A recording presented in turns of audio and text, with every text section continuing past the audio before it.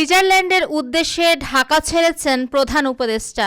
বিশ্ব অর্থনৈতিক ফোরামের WEF বার্ষিক বৈঠকে যোগ দিতে 4 দিনের সরকারি সফরে সুইজারল্যান্ডের দাভোসের উদ্দেশ্যে রওনা হয়েছেন প্রধান উপদেষ্টা অধ্যাপক ডক্টর মোহাম্মদ ইউনূস।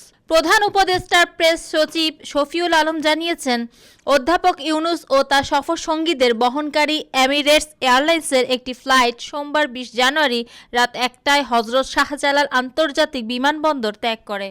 সফরে প্রধান উপদেষ্টা জার্মান চ্যান্সেলর ওলাফ স্কলজ, ফিনল্যান্ডের প্রেসিডেন্ট আলেকজান্ডার স্টাব, বেলজিয়ামের রাজা ফিলিপ এবং থাই প্রধানমন্ত্রী পাইংফ্রান শিনেওয়াত্রার সঙ্গে দ্বিপাক্ষিক আলোচনা করবেন বলে আশা করা হচ্ছে। প্রধান উপদেষ্টা সংযুক্ত আরব আমিরাতের UAE প্রধানমন্ত্রী শেখ মোহাম্মদ বিন রশিদ আল মাকতুমের কন্যা শেখা লতিফা বিনতে মোহাম্মদ বিন রশিদ আল মাকতুম, ইউরোপীয় কেন্দ্রীয় ব্যাংকের প্রেসিডেন্ট ক্রিস্টিন লাগার্ড, মেটাতে গ্লোবাল অ্যাফেয়ার্সের president sir Nick Clegg, Amnesty ইন্টারন্যাশনালের secretary general doctor Agnes Callamard এবং বিশ্ব বাণিজ্য সংস্থার WTO মহাপরিচালক ডক্টর এনগজি অকঞ্জো আইওয়ালার সঙ্গেও বৈঠকে মিলিত হবেন।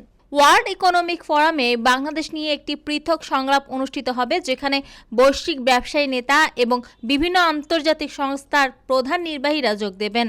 আগামী 25 জানুয়ারি প্রধান উপদেষ্টার দেশে ফেরার কথা রয়েছে।